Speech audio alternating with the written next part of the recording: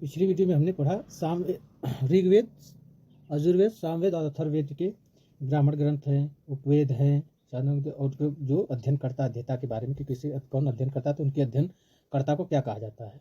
जैसे सामवेद के अध्ययनकर्ता को उद्गाता कहा जाता है, इसका उपवेद होता है गंधर्व वेद। अथर्ववेद का जो होता है उपवेद शिल्पवेद है, जिसे उद्गाता अध्येता को अध्ययनकर्ता को ब्रह्मा कहा जाता है। इसका ब्राह्मण ग्रंथ जो गोपथ है, आरण्यक का कोई ऑर्डर नहीं है। और ऋग्वेद के जो अध्ययन करता थे उन्हें कहते थे होत्री। पूछा जाता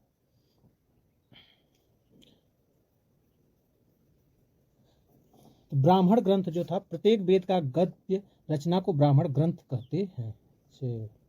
ब्राह्मण ग्रंथ क्या कहते हैं? प्रत्येक वेद का जो गद्य रचना है उसको ब्राह्मण ग्रंथ कहते हैं। सभी ब्राह्मण ग्रंथों में सबसे विशाल शतपथ ब्राह्मण ग्रंथ है। यही पूछता है सबसे विशाल कौन सा ब्राह्मण ग्रंथ है? तो शतपथ वाला जो है सबसे विशाल ब्राह्मण ग्रंथ है। तो पिछले वीडियो में देखिए शतपथ का ब्राह्मण ग्रंथ था तो यजुर्वेद।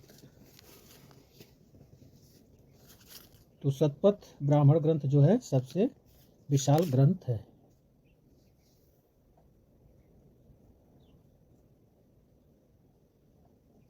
सबसे विशाल शतपथ ब्राह्मण ग्रंथ है। ब्राह्मण ग्रंथ कौन सबसे विशाल है? तो शतपथ। ये देखिए आरण्यक शब्द और अरण्य से बना है, जिसका अर्थ जंगल या वन होता है। यह ग्रंथ जंगल के शांत वातावरण में लिखे और अध्ययन किया जाता है। तो आरण्यक का कहा गया था? शांत वातावरण में लिखे गए और इसका अध्ययन किया जाता है। अथर्ववेद को छोड़कर सभी वेदों पर अरण्यक साहित्य की रचना हुई है। अरण्यक साहित्य की रचना सभी अथर्ववेद को छोड़कर सभी पर हुई है। तो आरण्यक शब्द का अरण्य से बना है। शब्द जो है आरण्यक शब्द अरण्य से बना है, जिसका अर्थ होता है जंगल और वन होता है। अथर्ववेद को छोड़कर सभी वेदों का अरण्यक साहित्य की रचना हुई है। अथर्ववेद को छोड़कर सभी वेदों पर अरण्यक साहित्य की रचना हुई है।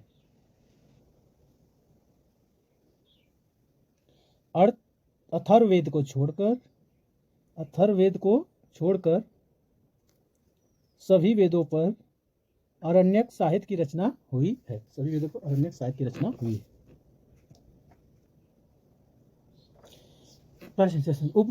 उपनिषद देखिए भारतीय दर्शन का स्रोत अथवा पिता उपनिषद को कहा जाता है। मोक्ष प्राप्ति के साधन की चर्चा की गई है।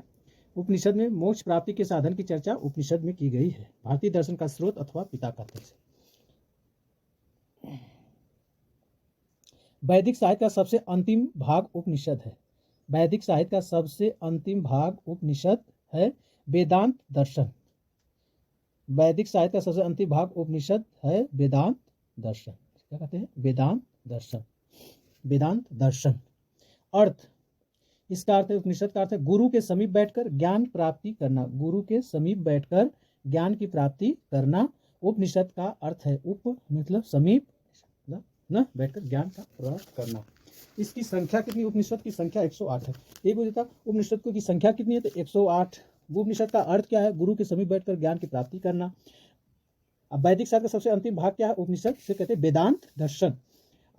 भारतीय दर्शन का स्रोत अथवा पिता किसे कहते हैं? उपनिषद को। मोक्ष प्राप्ति के साधन की चर्चा किसमें की गई है? तो उपनिषद में की गई है।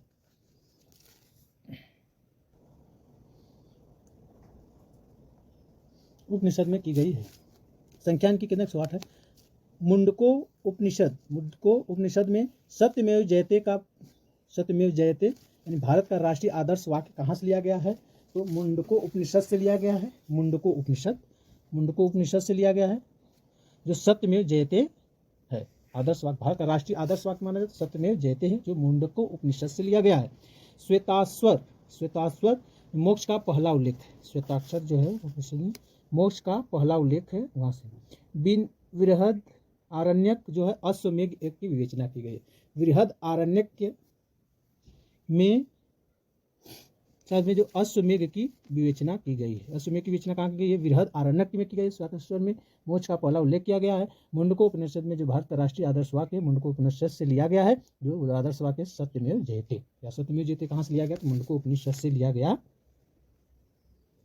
एक जावालोपनिषद है। और जावलो उपनिषद में सर्वप्रथम चारों आश्रमों ब्रह्मचर्य, गृहस्थ, वानप्रस्थ, संन्यास, तो सर्वप्रथम चारों आश्रमों ब्रह्मचर्य, गृहस्थ, वानप्रस्थ और संन्यास का वर्णन किस उपनिषद में मिलता है? तो जाबालो उपनिषद में मिलता है या जाबाल उपनिषद में मिलता है। कठोपनिषद, कठ उपनिषद में यम और नचिकेता का प्रसंग है। तो यम और नचिकेता का प्रसंग किस उपनिषद में मिलता है? तो कठो उपनिषद में मिलता है या कठ उपनिषद में मिलता है।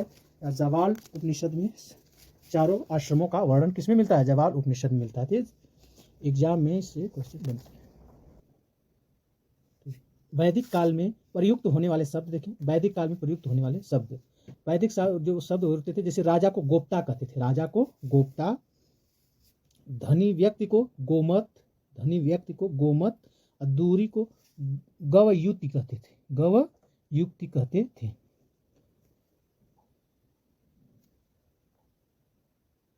राजा को गोप्ता, धन व्यक्ति को गोमत, दूरी को गवयुक्ति कहते थे, समय को गोधुली, गोधुली कहते थे। समय को क्या कहते थे? गोधुली। अतिथि को गोहन, अतिथि गोहन, युद्ध गविष्ठ, युद्ध को क्या कहते थे? गविष्ठ। ये आया है। पुत्री को दुहिता कहते थे, गाय को अधन्या, गाय को क्या कहते थे? अधन्या कहते थे, गाय को अधन्या कहते थे।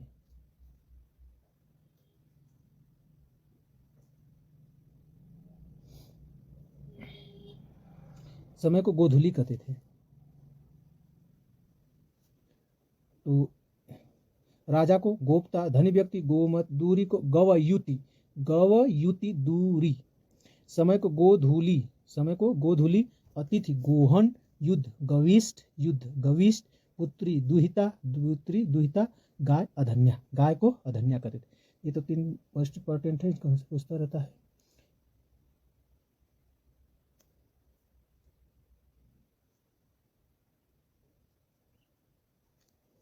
ठीक।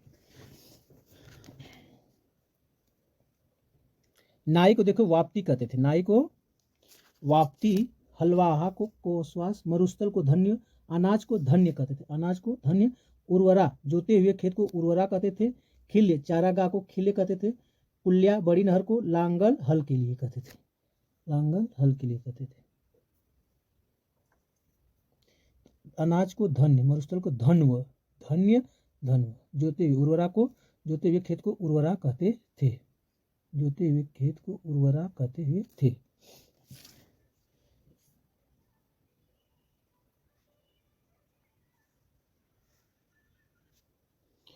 तो राजा ऐसे पढ़िए थे, राजा गोता गविष्ठ, जो पुत्री दुहिता, गाय अधन्या, 3 जो है यहाँ से पूछ देता है कि वैदिक काल में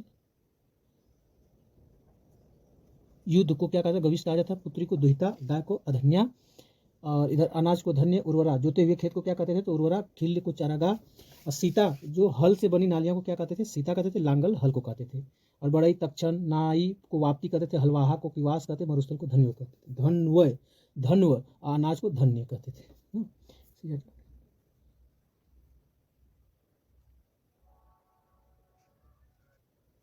तो ऋग वैदिक काल जो 1500 से 1000 BC था, ईसा पूर्व था, 1500 से लेकर 1000 बिफोर क्राइस्ट था। उसकी आप भौगोलिक स्थिति देखेंगे, सप्त सिंधु प्रदेश से लेकर उत्तर प्रदेश के पश्चिमी प्रदेश तक जो है सप्त सिंधु का था। वर्तमान में यह पंजाब हरियाणा क्षेत्र है, जो पंजाब हरियाणा क्षेत्र है सप्त सिंधु प्रदेश कहलाता था, उत्तर पश्चिमी प्रदेश। उस समय ऋग्वेद में जो नदियों का नाम इस वर्तमान में जो पड़ा है, पहले क्या था प्राचीन नाम, उसे पढ़ेंगे। तो सिंधु नदी, सिंधु कहते थे, लेकिन विस्तस्ता नदी को झेलम कहा करते थे। विस्तस्ता नदी नहीं, सॉरी, विस्तस्ता नाम था, अब इसका नाम है झेलम नदी ना।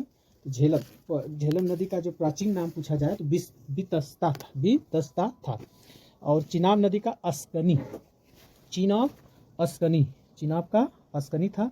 सिंधु का सिंधु कहते थे, वितस्ता को झेलम कहा करते थे, सॉरी, प्राचीन नाम है वितस्ता और आधुनिक नाम है झेलम, इस समय जो है झेलम। और चिनाब नदी को अस्कनी कहा करते थे, चिनाब को अस्कनी। और रावी नदी को पुरुषड़ी, रावी नदी को पुरुषड़ी कहते थे। ब्यास नदी को विपाशा, क्या है? विपाशा को, ब्यास नदी को विपाशा कहते थे। प्राचीन नाम क्या है ब्यास नदी का? विपाशा। रावी नदी का प्राचीन नाम पुरुषड़ी, और चिनाब नदी का अस्कनी, और झेलम नदी का वितस्ता। सिंधु का सिंधु ना, 5 नदी हो गए ना, इन नदियों का वर्णन है। एक आती है सुतुद्री, सुतुद्री सतलज, सुतुद्री का प्राचीन नाम है, सतलज जो है आधुनिक नाम है। तो सतलज का जो प्राचीन नाम पूछा जाए तो क्या है, सुतुद्री। ब्यास नदी को प्राचीन नाम ब्यास नदी का क्या है, तो विपाशा। रावी का पुरुषड़ी। ऐसे सब सिंधु प्रदेश में आती थी सब नदियाँ। तो 7 नदियों का वर्णन है, सरस्वती, घग्घर। तो घग्घर जो इस समय जिस नदी को कहा जाता है उस समय सरस्वती था, और सरस्वती नदी का ही ऋग्वेद में 250 बार उल्लेख हुआ है। यमुना नदी का 3 बार और गंगा नदी का 1 बार उल्लेख हुआ है। ये 7 नदियां थी, इसीलिए से सप्त सिंधु प्रदेश कहते थे, जिसमें पहली नदी है सिंधु, दूसरी नदी है बीतस्ता, उसका प्राचीन नाम था जिसे झेलम कहते। झेलम का प्राचीन नाम क्या है, बीतस्ता, बीतस्ता। और चिनाब नदी का प्राचीन नाम है अस्कनी। तो दूसरी नदी थी अस्कनी, जिसका नाम प्राचीन नाम अस्कनी है, और चिनाब इसमें कहते हैं।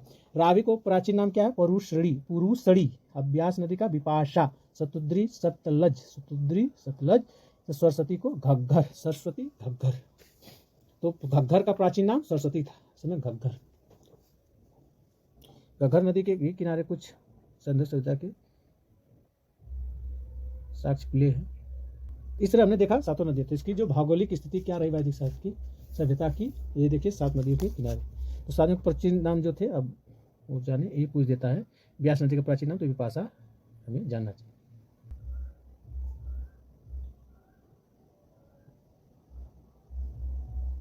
देख ली 7 नदियां हैं, सिंधु, वितस्ता, अश्कनी, पुरुषड़ी, विपाशा, सतुद्री, सरस्वती। ये 7 नदियां थी।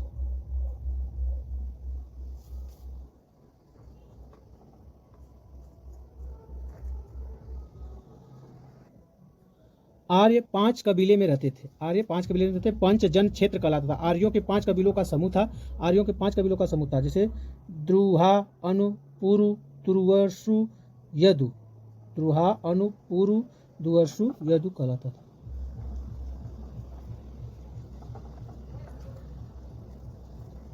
द्रुहा, अनु, पुरुषु,त्रु, अदु। सबसे महान जन जो था वो था पुरु। सबसे महान जन कौन था, पुरु था। महान जन जो था वो पुरु था। अब देखिए, यह आपस में लड़ाइयाँ करते थे, कौन, पंचजन लोग, जिसमें अनार्यों का भी सहारा लेते थे। अनार्य कौन कहला, जो संस्कृत नहीं जानते थे उन्हें अनार्य कहा। आर्य और अनार्य, आर्य को श्रेष्ठ माना जाता है, अनार्य भी सहारा, अनार्यों का भी सहारा लेते थे। पंचजन ये आपस में लड़ाइयाँ करते थे, जिसमें अनार्यों का भी सहारा लेते थे।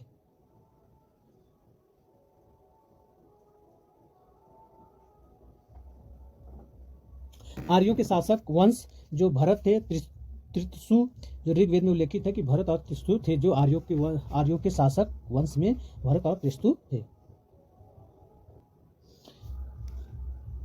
आर्यों के शासक वंश में जो भरत त्रिशु थे, इसी कुल के आधार पर देश का नाम भारतवर्ष पड़ा था। भरत और त्रिशु थे, तो भरत, इसी कुल के आधार पर देश का नाम भारतवर्ष पड़ा था। यही भरतवंश 10 राज्य युद्ध लड़ा। यही भरतवंश 10 राज्य युद्ध लड़ा। भारतवंश के राजा सुदास वर्सेस 10 राजाओं के बीच लड़ा गया युद्ध को 10 राज्य युद्ध कहा जाता है।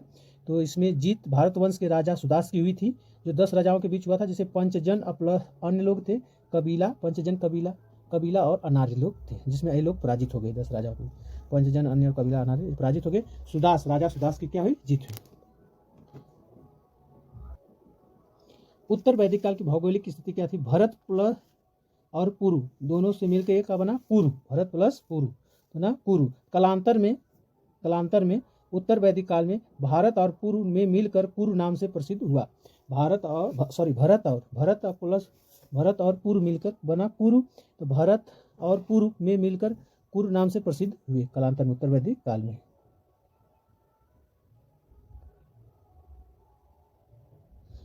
तो उत्तर वैदिक काल में यही कुरु पांचाल से मिलकर गंगा यमुना दोआब मैदान में अपना संयुक्त राज्य बनाया। पांचाल से मिलकर गंगा यमुना दोआब किसे कहते हैं, जहां 2 नदियों के स्थान को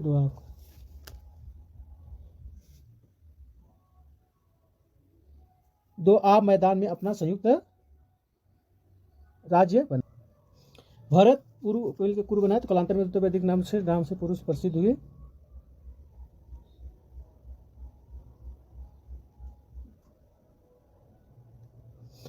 तो उत्तर वैदिक काल में एक कुरु पंचाल से मिलकर गंगा यमुना दोआब मैदान में अपना क्या संयुक्त राज्य बनाया। फिर देखो कुरु ने दिल्ली पर अधिकार कर कुरुक्षेत्र नाम से प्रसिद्ध हुआ। ये कुरु जो है दिल्ली पर अधिकार किया, क्या इसका नाम पड़ गया, कुरुक्षेत्र नाम से प्रसिद्ध हुआ। कुरुक्षेत्र नाम से प्रसिद्ध हुआ। राजधानी इसकी हस्तिनापुर, वर्तमान में मेरठ जिला यूपी है। इसके कुरुक्षेत्र के नाम से प्रसिद्ध हुआ। वर्तमान में इसकी राजधानी कहाँ, हस्तिनापुर है, जो वर्तमान मेरठ जिला यूपी पर मेरठ जिला यूपी में पड़ता है, उत्तर प्रदेश। तो राजधानी हस्तिनापुर, वर्तमान में मेरठ, जो कुरु था वो दिल्ली पर अधिकार करके उसने अपना कुरुक्षेत्र नाम से प्रसिद्ध हुए और अपनी राजधानी हस्तिनापुर बनाए। और वर्तमान में जो है मेरठ जिला उत्तर प्रदेश में स्थित है। भारत युद्ध, जो भारत युद्ध से प्रसिद्ध हुआ, भारत युद्ध से प्रसिद्ध हुआ, इसी पर महाभारत महाकाव्य विख्यात हुआ। कुरुक्षेत्र जो भारत युद्ध से प्रसिद्ध हुआ, जिसमें महाभारत काव्य विख्यात हुआ। 950 बीसी, जो 950 बिफोर क्राइस्ट के आसपास कौरव और पांडव के बीच, ये दोनों कुल गुरुकुल के थे। कौरव और पांडव के बीच ये दोनों कुल कैसे थे, गुरुकुल थे, कि जो 950 इसी के पास कौरव और पांडव के बीच 10 राज्य युद्ध है, जो 10 राजाओं का युद्ध, और ये सुदास राजा के और 10 राजाओं के बीच युद्ध लड़ा गया था। तो इसका 10 राज्य युद्ध का तो वर्णन कहाँ है, तो ऋग्वेद के 7वें मंडल में उल्लेख है। 7वें मंडल में है, 7वें ही मंडल में भगवान विष्णु का भी उल्लेख है और 10 राज्य युद्ध का उल्लेख है। यह युद्ध परुषणी नदी यानी कि रावी नदी के तट पर लड़ा गया। परुषणी नदी इस समय से रावी नदी कहा जाता है, तट पर लड़ा गया। भरत वंश के राजा कौन से थे, सुदास, तथा 10 राजाओं के बीच लड़ा गया था, इसलिए इसका नाम 10 राज्य युद्ध पड़ा। तो 10 राजाओं के बीच, और कारण था सुदास द्वारा विश्वामित्र को हटाकर वशिष्ठ को पुरोहित बनाना। इसका कारण क्या था, जो युद्ध क्यों लड़ा गया, तो युद्ध का कारण वजह जो बना वो सुदास द्वारा विश्वामित्र को हटाकर वशिष्ठ को पुरोहित बनाना के प्रावधान। विश्वामित्र को हटाकर वशिष्ठ को पुरोहित बनाना ये 10 युद्ध का कारण बना। कारण सुदास द्वारा विश्वामित्र को हटाकर वशिष्ठ को पुरोहित बनाना। ऋग्वैदिक काल में वशिष्ठ और विश्वामित्र 2 महान पुरोहित थे। ऋग्वैदिक काल में कौन 2 महान पुरोहित थे, तो वशिष्ठ और विश्वामित्र। वरिष्ठ रूढ़िवादी और विश्वामित्र उदारवादी थे। वशिष्ठ रूढ़िवादी थे तो विश्वामित्र उदारवादी थे। और परिणाम राजा सुदास का विजय हुआ और पुरोहित वशिष्ठ को बनाया गया। किसका विजय हुआ 10 राज्य युग में, तो सुदास का, और सुदास का विजय हुआ और राजा किसे बनाया गया, पुरोहित किसे बनाया गया, तो वशिष्ठ को बनाया गया।